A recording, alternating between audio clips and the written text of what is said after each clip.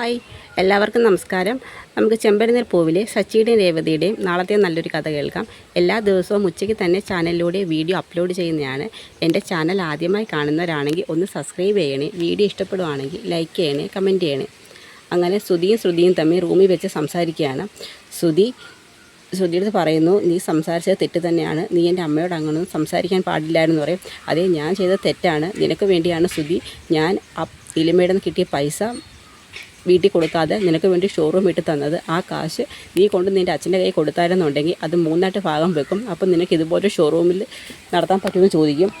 ഉടനെ പറയും, അതല്ലല്ലോ ശ്രുതി നമ്മളിപ്പോൾ സംസാരിച്ചത്, നീ അമ്മയോട് അങ്ങനെ സംസാരിച്ചത് എന്തിനാന്ന് ചോദിച്ചോളെന്ന് പറയും. അതെ, ഞാൻ നിൻ്റെ അമ്മയോട് ചോദിച്ച സത്യമല്ലേ. എപ്പോഴും നിന്നോട് ഭയങ്കര സ്നേഹമെന്ന് പറഞ്ഞ നിൻ്റെ അമ്മ നിനക്ക് വേണ്ടി എന്തെങ്കിലും ചെയ്തിട്ടുണ്ടോ? നിനക്ക് ബിസിനസ് തുടങ്ങാൻ ചോദിച്ച സമയത്തും വീട് മേടിക്കാനും ഒന്നും വീടിൻ്റെ പ്രമാണം ചോദിച്ചപ്പോൾ അവർ തന്നില്ല. അവർ നിനക്ക് വേണ്ടി എന്ത് ചെയ്തെന്ന് ചോദിച്ചതിനല്ലേ അവരെന്നെ എല്ലാവരും മുമ്പിൽ വെച്ച് തല്ലിയത്. എന്നിട്ട് നീ ഒരു വാക്കുപോലും പറഞ്ഞല്ലോ ശ്രുതി. ഇല്ല, ഇനി നമ്മൾ തമ്മിൽ ഒരു സ്നേഹവും ഇല്ല, അതുകൊണ്ട് തന്നെ നീ അതിനെ എതിർക്കാതിരുന്നത്. ഇനി നമ്മൾ തമ്മിൽ ഒരുമിച്ച് ജീവിച്ചാൽ ശരിയാവത്തില്ല എന്ന് പറഞ്ഞുകൊണ്ട് ശ്രുതി അങ്ങ് പിണങ്ങി പോവുകയാണ്. വാതിൽപ്പടി എത്തിയിട്ട് ശ്രുതി തിരിഞ്ഞു നോക്കുന്നുണ്ട്. ശ്രുതി വന്ന് വിളിക്കുമെന്ന് കരുതി, പക്ഷേ ശ്രുതി വിളിക്കത്തില്ല. അങ്ങനെ ശ്രുതി പിണങ്ങി പോവുകയാണ്. അവിടം വരെയാണ് നമ്മൾ കഥ പറഞ്ഞ് അവസാനിപ്പിച്ചത്. അതിൻ്റെ തുടർഭാഗമാണ് ഇന്ന് പറയുന്നത്. രവിയും ചന്ദ്രമതിയും കൂടി ഹാളിലിരുന്ന് സംസാരിക്കുകയാണ്. ചന്ദ്രമതിയുടെ രവി പറയുന്നുണ്ട്, ചന്ദ്രേ, നീ ചെയ്ത തെറ്റ് തന്നെയാണ്. ശ്രുതി ചെയ്തത് തെറ്റാണ്, പക്ഷേ അത് ഒരാൾ മാത്രമല്ല തെറ്റ് ചെയ്തേക്കുന്നത്. ശ്രുതിയും ചേർന്ന് തെറ്റ് ചെയ്യുമ്പോൾ നീ ശ്രുതിയെ മാത്രം കുറ്റപ്പെടുത്തി സംസാരിക്കുകയും തല്ലുകയും ചെയ്യുന്നത് തീരെ ശരിയായില്ലെന്ന് പറയും. അത് എൻ്റെ മോൻ തെറ്റ് ചെയ്തിട്ടില്ല. കാരണം അവനല്ല, അവളാണ് പറഞ്ഞത്. ഇത്രയും കാശ് കിട്ടിയ സമയത്ത് വീട്ടിൽ പറയേണ്ടതെന്നും ആരോടും പറയാതെ ഷോറൂം തുടങ്ങാമെന്നും അവളല്ലേ ശ്രുതിക്ക് ബുദ്ധി ഉപദേശിച്ചു കൊടുത്തത്. എൻ്റെ മോൻ നിഷ്കളങ്കനാ. അതേ, നിൻ്റെ മോൻ നിഷ്കളങ്കനായതുകൊണ്ടാണല്ലോ 50 ലക്ഷം രൂപ കൊണ്ടു ചെന്ന് നീലിമയ്ക്ക് കൊടുത്തതെന്ന് പറയും. അതെ, അതും ആ പെണ്ണ് അവനെ പറ്റിച്ചുകൊണ്ട് പോയത്. വിശ്വസിച്ചല്ലേ അവൻ പൈസ കൊടുത്തത്. എന്നിട്ടും അവനെ എല്ലാവരും ചെയ്യുന്നത് എൻ്റെ മോനെ പറ്റിക്കുകയാണ്. നിൻ്റെ മോൻ എന്താ കൊച്ചു കുഞ്ഞാണ് എല്ലാവരിലായാലും പറ്റിക്കപ്പെടാനെന്ന് ചോദിക്കും. നീ ഇതേ കണക്ക് തന്നെ മുമ്പ് രേവതിയോടും പെരുമാറുന്നത്. രേവതിയുടെ ആങ്ങള പണം മോട്ടിച്ചെന്ന് പറഞ്ഞുകൊണ്ട് രേവതിക്കെതിരെ കൊണ്ട് നീ കേസ് കൊടുത്തു. ഇതിപ്പോൾ അതിൻ്റെ വല്ല കാര്യം ഉണ്ടായിരുന്ന ചന്ദ്രയെ നോക്കും. അതെ, അത് ഞാൻ സത്യമില്ല ചെയ്തതെന്ന്. അന്ന് രേവതിയുടെ ആങ്ങളെ എൻ്റെ പണം മോട്ടിച്ചുകൊണ്ട് പോയി. അതിൻ്റെ പേരിൽ ഞാൻ അവനെതിരെ പരാതി കൊടുത്തു. പിന്നെ നീ പറഞ്ഞില്ലേ അവളെ വീട്ടിൽ നിന്ന് പോകണമെന്ന്. അതെ, അവളെ വീട്ടിൽ നിൽക്കുന്നില്ല പ്രശ്നങ്ങൾക്കെല്ലാം കാരണം. അതുകൊണ്ട് തന്നെ ഞാൻ അവളോട് അന്ന് അവിടെ നിന്ന് പോകണമെന്ന് പറഞ്ഞത്. ഒരു മരുമകളെ തലയിൽ കയറ്റി വെക്കുക, ഒരു മരുമകളെ തറയിലിട്ട് ചവിട്ടി തേക്കുക. നോക്കിക്കോ, നീ ഈ കാണിച്ചു കൂട്ടുന്നതിന്, രേവതിയോട് ഇത്രയും മോശമായ രീതിയിൽ നീ പെരുമാറുന്നതിന് നിനക്ക് ഇതിലും വലുതെന്തോ വരാതിരിക്കുമെന്ന് പറയും. അതെ, നിങ്ങൾക്കെപ്പോഴും എന്നെ കുറ്റപ്പെടുത്തുന്നതാണല്ലോ വലിയ സന്തോഷം. നിങ്ങൾ കൊണ്ടുവന്ന മരുമകൾ നല്ലവളും ഞാൻ കൊണ്ടുവന്ന മരുമകൾ ഇപ്പോൾ മോശക്കാരിയായല്ലോ എന്ന് പറയും. അവൾ മോശക്കാരിയാണെന്നല്ലോ ഞാൻ പറഞ്ഞത്. ശ്രുതിയും ചേർന്ന് തെറ്റ് ചെയ്യുന്ന സമയത്ത് രണ്ടുപേരും ഒരുപോലെ ശിക്ഷിക്കണം. ഇത് നിൻ്റെ സ്വന്തം മകനായപ്പോഴത്തേക്ക് നീ അവനെ സപ്പോർട്ട് ചെയ്തുകൊണ്ട് ശ്രുതിയെ മാത്രം അടിക്കുക, അവളെ വഴക്ക് പറയുക, തല്ല്, ഇതൊക്കെ ശരിയാണെന്ന് എനിക്ക് തോന്നുന്നു ചന്ദ്രയെന്ന് പറയും. ഞാൻ ചെയ്തത് ശരി തന്നെയാണ്. മുമ്പ് രേവതി ആങ്ങൾ ചെയ്ത പോലെ തന്നെ തെറ്റ് അവളിപ്പോൾ ചെയ്തു. അവൻ എൻ്റെ പണം മോട്ടിച്ചുകൊണ്ട് പോയി. ഇത് നിങ്ങൾക്ക് റിട്ടയർമെൻറ്റിന് കിട്ടിയ 50 ലക്ഷം രൂപ പലിശ ഉൾപ്പെടെയല്ലേ നീലിമ 55 ലക്ഷം രൂപയാക്കി കൊടുത്തത്. എന്നിട്ട് അത് വീട്ടിൽ പോലും പറയാതെ അവളുടെ അച്ഛൻ മലേഷ്യയിൽ നിന്ന് അയച്ച പണം കൊണ്ടുവന്നാണ് ഷോറൂം തുടങ്ങിയെന്നല്ലേ അവൾ നമ്മളോട് ആരുടെങ്കിലും അവളെ സത്യം പറഞ്ഞിരുന്നു എന്ന് പറയും. അപ്പോഴത്തേക്കാണ്, ഇല്ല, ഇനി നിന്നോട് സംസാരിച്ചാൽ ശരിയാവത്തില്ല എന്ന് പറഞ്ഞുകൊണ്ട് രവി അങ്ങ് പോവുകയാണ്. സമയത്ത് ചന്ദ്രമതിക്ക് നല്ല ദേഷ്യമാണ് അവിടെ. അപ്പോഴത്തേക്ക് ശ്രുതി അങ്ങോട്ട് ഓടി വന്നിട്ട് പറയും, അമ്മയെ ശ്രുതി പിണങ്ങിപ്പോയെന്ന് പറയും. എങ്ങോട്ട് പിണങ്ങിപ്പോയി? അത് അവൾ ബാഗൊക്കെ എടുത്തുകൊണ്ടാണ് പോയത്. വലിയ ബാഗോ ചെറിയ ബാഗോ? ഒരു ചെറിയ ബാഗ്. അപ്പോൾ കുഴപ്പമൊന്നുമില്ല, അവൾ തൽക്കാലത്തേക്കുള്ള ദേഷ്യത്തിന് പോയതാ എന്ന് പറയും. അപ്പോഴത്തേക്ക് രവി പറയും, എടാ, നീ ഇവള് പറഞ്ഞ കേൾക്കാതെ നീ പോയി അവളെ കൂട്ടിക്കൊണ്ട് പോവാം, അവളെ ഫോൺ ചെയ്യാൻ പറയും. എന്തിന്? അവളെ ഫോൺ ചെയ്യേണ്ട കാര്യമൊന്നുമില്ല. അവൾ ഇവിടുന്ന് പിണങ്ങിപ്പോയേക്കോ, എന്തെങ്കിലും അബദ്ധം അങ്ങനെ ആ പെൺകുട്ടി കാണിച്ചാൽ എന്തോ ചെയ്യും. അവളങ്ങനൊന്നും ചെയ്യത്തില്ല, അവൾക്ക് ഭയങ്കര തൻ്റെ ഇടമാണെന്ന് പറയും. നീ അവളെ വിളിക്കേണ്ട, അവൾ തിരിച്ചു വരുമെന്ന് പറയും. ഉടനെ ശ്രുതിക്ക് നല്ല ടെൻഷനുണ്ട്. നിൻ്റെ അടുത്തല്ലേ പറഞ്ഞ് അവളെ വിളിക്കേണ്ടതെന്ന്. ശരി അമ്മയെന്ന് പറഞ്ഞ് ശ്രുതി അങ്ങ് പോവുകയാണ്. അദ്ദേഹത്തിൽ നിന്ന് പിണങ്ങിപ്പോകുന്ന ശ്രുതി നേരെ ചെല്ലുന്നത് വിമലയുടെ അടുത്തോട്ടാണ്. സ്വന്തം അമ്മയുടെ അടുത്ത് അവിടെ നടന്ന കാര്യങ്ങളെല്ലാം പറയും. അപ്പോഴത്തേക്ക് വിമല പറയും, ഞാൻ അന്നേ സ്വപ്നം കണ്ടായിരുന്നു. ആ സ്വപ്നം കണ്ടതിന് ശേഷം ഇതുപോലൊക്കെ സംഭവിക്കുവാന്നല്ലോ എന്ന് പറയും. കല്യാണം കഴിച്ചു കൊണ്ട് വന്നതിന് ശേഷം ശ്രുതി ഒരു ജോലിക്കും പോയിട്ടില്ല. 2-3 കമ്പനി ഇൻ്റർവ്യൂവിന് ഞാൻ തന്നെ ശ്രുതിയെ പറഞ്ഞു. ശ്രുതി പോയതുപോലെ തന്നെ തിരിച്ചു വന്നേ. അതിനുശേഷം പാർക്കിൽ കിടന്ന് ഉറങ്ങുക, ബീച്ചിൽ പോയിരിക്കുക, ഇതൊക്കെ തന്നെയായിരുന്നു ശ്രുതിയുടെ സ്ഥിരം ജോലി. എപ്പം നോക്കിയാലും സച്ചി ശ്രുതിയെ ഇട്ട് കളിയാക്കുകയും അപമാനിക്കുകയും ചെയ്യും. അത് കേട്ട് സഹിച്ചതിന് ശേഷമാണ് ഞാനൊരു ജോലിക്ക് പോകുന്ന കാര്യത്തെക്കുറിച്ച് പറഞ്ഞത്. ശ്രുതിക്കെന്നും ഒരു മുതലാളിയായിട്ട് കസേരയിരിക്കണം. അപ്പം ഞാൻ നോക്കിയിട്ട് ഒരേ ഒരു മാർഗ്ഗമേ കണ്ടോളെന്ന് പറയും.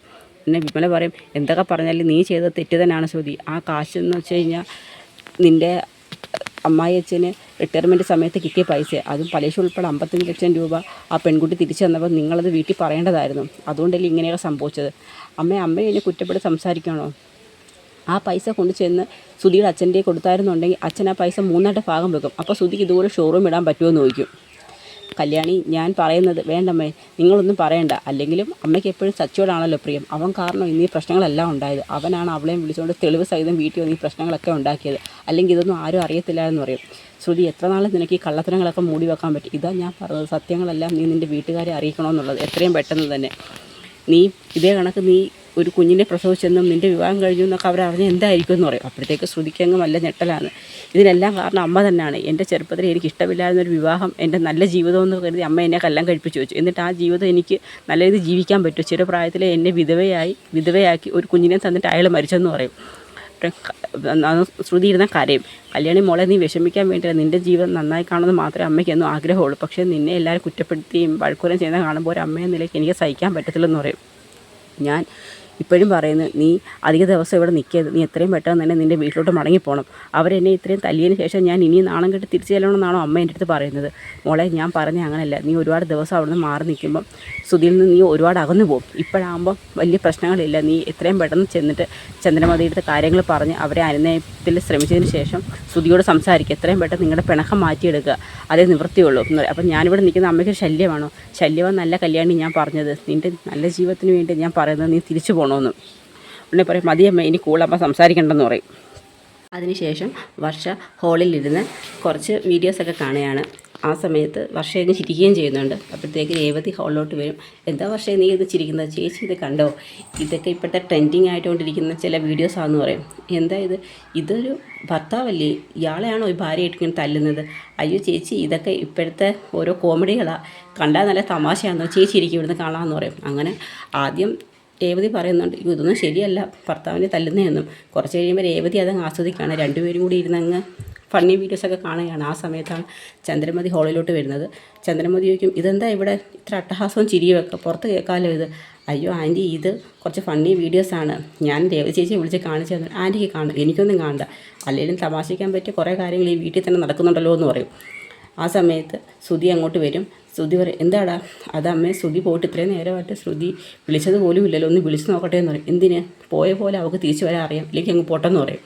ആ സമയത്താണ് ശ്രുതി അങ്ങ് വീട്ടിലോട്ട് വരുന്നത്. ഇവർ പറയുന്നതെല്ലാം ശ്രുതി പുറത്തുനിന്ന് ഇങ്ങനെ കേൾക്കുന്നുണ്ട്. ഉടനെ ആൻറ്റിന്ന് വിളിച്ചുകൊണ്ട് ശ്രുതി അകത്തോട്ട് കയറി വരും. പക്ഷേ ഒന്നും മൈൻഡ് ചെയ്യത്തൊന്നുമില്ല ചന്ദ്രമതി. എന്നിട്ട് ശ്രുതി പറയും, ശ്രുതി എന്ന് വിളിക്കും. അപ്പോഴത്തേക്ക് ശ്രുതി പതുക്കെ അങ്ങ് ഹോളിലോട്ട് കയറി പോവുകയാണ്. ഉടനെ പറയും, എടി രാവിലെ തൊട്ട് കിടന്ന് വായിൽ വെള്ളം പറ്റും, നീ പോയി കോഫി എടുത്തുകൊണ്ട് വരാൻ പറയും. അമ്മ ഇപ്പോൾ കോഫി കുടിച്ചേ? എന്താ ഇപ്പോൾ കോഫി കുടിച്ചാൽ എനിക്ക് ഇനിയും കോഫി കുടിച്ചിടണമെന്നുണ്ട്, പോയി എടുത്തുകൊണ്ട് പാടിയെന്ന് പറയും. നിൻ്റെ വീട്ടിലുള്ള സാധനമൊന്നും കൊണ്ടല്ലല്ലോ ഞാൻ കോഫി ചോദിച്ചതെന്ന് പറയും. എന്നാൽ രേവതി പോയി കോഫി എടുക്കാനായിട്ട് പോകും. ആ സമയത്ത് ചന്ദ്രക്ക് ദേഷ്യം മുറിയിലോട്ട് പോയിരിക്കുകയാണ്. ആ സമയത്ത് ശ്രുതി അങ്ങോട്ട് വന്നിട്ട്, ആൻറ്റി ക്ഷമിക്കണം ആൻറ്റി എന്ന് പറയും. ക്ഷമിക്കാനോ? നീ എൻ്റെ ഭർത്താവിന് റിട്ടയർമെൻറ്റ് സമയത്ത് കിട്ടിയ 50 ലക്ഷം രൂപ തിരിച്ച് കിട്ടിയിട്ട് അതുകൊണ്ട് നീ അവന് ഷോറൂം ഇട്ട് കൊടുത്ത ഇല്ലയോടി? എന്നിട്ട് നീ ഇത് എൻ്റെ അടുത്ത് മറച്ചു വെച്ചല്ലോ എന്ന് പറയും. ആൻറ്റി, ഞാൻ ശ്രുതിക്ക് വേണ്ടിയില്ലേ ആൻറ്റി അങ്ങനെ ചെയ്തത്? ശ്രുതിക്ക് എന്നും മുതലാളിയായിരിക്കണമെന്ന് മാത്രമാണ് ആഗ്രഹം. ശ്രുതി ഒരു ജോലിക്കും പോകത്തില്ല. മതിയടി, നീ എപ്പോഴും എൻ്റെ മോനെ എല്ലാവരും മുൻപേശും കുറ്റപ്പെടുന്നത്. നീ ഇല്ലായിരുന്നെങ്കിൽ എൻ്റെ മോൻ ഒരിക്കലും ജോലിക്ക് പോകത്തില്ല എന്നാണോ നീ പറയുന്നത്? നിൻ്റെ കഴിവുകൊണ്ടാണോ അവൻ ഇത്ര ഉയർന്നു വന്നത് എന്നൊക്കെ ചോദിച്ചിട്ട് ശ്രുതിയെ പിന്നെ കുറ്റപ്പെടുത്താണ്. നീ കൂടുതൽ സംസാരിക്കരുത്, നിന്നെ ഞാൻ ചിലപ്പോൾ കൊന്നു വെക്കുമെന്നൊക്കെ പറയും. അങ്ങനെ ദേഷ്യപ്പെടുകയാണ്. അതിനുശേഷം ശ്രുതി കരഞ്ഞുകൊണ്ട് ഇറങ്ങിപ്പോടി എൻ്റെ മുറിയെന്ന് പറയും. അങ്ങനെ ശ്രുതി അങ്ങ് കരഞ്ഞുകൊണ്ട് റൂമിന് പുറത്ത് വരികയാണ്. അതിനുശേഷം റൂമിലിങ്ങനെ കരഞ്ഞിരിക്കുന്ന സമയത്ത് ഒരു കോൾ വരും. കോൾ എടുക്കുന്ന സമയത്ത് അത് മഹിമയാണ് വിളിക്കുന്നത്, വർഷയുടെ അമ്മ. വർഷയുടെ അമ്മ വിളിക്കും, എന്താ ശ്രുതി നിൻ്റെ ശബ്ദം വല്ലായിരിക്കുന്നത്? അതാ ആൻറ്റി, എനിക്ക് കോൾഡാണ്. കോൾഡോ? അതോ കോൾഡ് വാറാണോ എന്ന് ചോദിക്കും. എന്താ ആൻറ്റി അങ്ങനെ ചോദിച്ചത്? അല്ല, നീ പറഞ്ഞായിരുന്നല്ലോ നിൻ്റെ അച്ഛൻ മലേഷ്യയിൽ നിന്ന് അയച്ച കാശുകൊണ്ടാണ് ശ്രുതിക്ക് ഷോപ്പൊക്കെ ഇട്ട് കൊടുത്തതെന്ന്. രവിയേട്ടൻ റിട്ടയർമെൻറ്റ് സമയത്ത് കിട്ടിയ 50 ലക്ഷം രൂപ തിരിച്ച് കിട്ടിയിട്ട് നീ നിൻ്റെ ഭർത്താവും നല്ല ആൾക്കാരാണ്, അത് മറച്ചു വെച്ചില്ലേ? എന്നിട്ട് ആ കാശുകൊണ്ടാണ് നീ അവന് ഷോറൂം ഇട്ട് കൊടുത്തത്. എന്നാലും നിന്നിൽ നിന്ന് ഞാൻ ഇങ്ങനെയൊന്നും പ്രതീക്ഷിച്ചില്ല. നിനക്ക് നല്ല സാമർത്ഥ്യമാണല്ലോ ശ്രുതി എന്നൊക്കെ പറയും. ഇതൊക്കെ കേൾക്കുമ്പോൾ അങ്ങ് ശ്രുതിക്ക് നല്ല ദേഷ്യം വരും. ആൻറ്റി, ഇത് ഞങ്ങളുടെ കുടുംബത്തിൽ നടന്ന സംഭവമാണ്. ഈ സംഭവത്തെക്കുറിച്ച് ആൻറ്റി കൂടുതലൊന്നും സംസാരിക്കാൻ നിൽക്കണമെന്ന് പറയും. നിങ്ങളുടെ കുടുംബത്തിലെ സംഭവം, അപ്പോൾ ഞാൻ നിങ്ങളുടെ കുടുംബത്തിലെ അംഗമാണെങ്കിൽ അതേ രീതിയിൽ പെരുമാറണം. എൻ്റെ വ്യക്തിപരമായ കാര്യങ്ങളൊന്നും ആൻറ്റി ചോദ്യം ചെയ്യാൻ വരണ്ട. ശ്രുതി, ഞാൻ നിൻ്റെ ഒരു മകളെ പോലെ കാണുന്നില്ല, അതുകൊണ്ടല്ലേ ഇങ്ങനെയൊക്കെ ചോദിച്ചത്. നിങ്ങൾക്കൊരു സ്വന്തം മകളുണ്ടല്ലോ, അവളെ അതുപോലെ കണ്ടാൽ മതി, എൻ്റെ കാര്യത്തിൽ കൂടെ ഇടപെടണ്ട. ഇനി എന്നെ മേലെ വിളിക്കുകയും ചെയ്യട്ടോ എന്ന് പറഞ്ഞ് ഫോൺ കട്ട് ചെയ്യും. അപ്പോഴത്തേക്ക് മഹിമയ്ക്ക് അതൊരു ഇൻസൾട്ടായിട്ട് തോന്നും. മഹിമ ഒട്ടും വിട്ടുകൊടുക്കാത്ത ആളാണ്. മഹിമ ഇത് കുറച്ച് കൂട്ടി നേരെ ചന്ദ്രമതിയുടെ വിളിച്ച് പറയും, പിന്നെ ശ്രുതി മുറിയിൽ നിന്ന് കരയാണ്. ആ സമയത്താണ് ചന്ദ്ര അങ്ങോട്ട് വരുന്നത്. ചന്ദ്ര കഥയിൽ തട്ടും. ഉടനെ ചോദിക്കും, എടി നിനക്ക് ഇത്ര മര്യാദയില്ലാതാണോ നീ സംസാരിക്കുന്നത് ചോദിക്കും ആൾക്കാരുടെ അടുത്ത്. എന്താ അമ്മേ എന്ന് ചോദിക്കും. എന്താ അമ്മയെന്ന്, എടി നീ എന്തിനാ വർഷയുടെ അമ്മയോട് മര്യാദയില്ലാതെ സംസാരിച്ചതെന്ന് ചോദിക്കും. ഞാൻ വർഷയുടെ അമ്മയോട് അങ്ങനെ സംസാരിച്ചില്ല, മഹിമാൻറ്റി എന്നോട് അങ്ങനെ സംസാരിച്ചത്. എന്ത് സംസാരിച്ചു? അത് ഞാൻ ശ്രുതിക്ക് ഷോപ്പിട്ട് കൊടുത്തത് 50 ലക്ഷം രൂപ കിട്ടിയ പൈസ കൊണ്ടാണെന്ന് ചോദിച്ചു. എന്താടി അവർ പറഞ്ഞ സത്യമല്ലേ? നീ ഞങ്ങളുടെ പൈസ കൊണ്ടല്ലേ അവന് ഷോപ്പിട്ട് കൊടുത്തത്, എന്നിട്ട് നിൻ്റെ അച്ഛൻ്റെ കാശാ നീ വലിയ കേമത്തം പറഞ്ഞില്ലേ? അതറിയുമ്പോൾ ആൾക്കാരെ വിളിച്ച് ചോദിക്കും, അതിനിങ്ങനെ ഇവിടെ സംസാരിക്കേണ്ടതെന്ന് പറയും. ശ്രുതി പിന്നെയും പറയും, ആൻറ്റി ഞാൻ ശ്രുതിക്ക് വേണ്ടിയാണ് ചെയ്തതെന്ന് സ്ഥിരം പല്ലവി തന്നെയാണ് പറയുന്നത്. അപ്പോഴത്തേക്ക് ചന്ദ്രയ്ക്ക് ദേഷ്യം വരും. ചന്ദ്ര നിന്നോട് ഞാൻ ഇനി ഒന്നും സംസാരിച്ചിട്ട് കാര്യമില്ല എന്ന് പറഞ്ഞ് ശ്രുതിയെ പിന്നെ അവിടെ അടിക്കും. അതിനുശേഷം ചന്ദ്ര അങ്ങ് മുറിക്ക് പുറത്തിറങ്ങും. ആ സമയത്ത് വർഷ അടുക്കളയിൽ വന്നിട്ട് കുറച്ച് ഐസ് വാട്ടറൊക്കെ എടുത്ത് കുടിക്കുകയാണ്. ഉടനെ രേവതി പറയും, വർഷേ നീ തണുത്ത വെള്ളമൊന്നും എടുത്ത് കുടിക്കരുത്, ഇപ്പം തന്നെ നിൻ്റെ തൊണ്ടയാണ് നീ ജീവിക്കുന്നത്, നിൻ്റെ ശബ്ദം പോയാൽ വലിയ പ്രശ്നമാവും, തണുത്ത വെള്ളം കുടിക്കണം, ഞാൻ നിനക്ക് ജീരകവെള്ളം തിളപ്പിച്ചുകൊണ്ട് തരാമെന്ന് പറയും.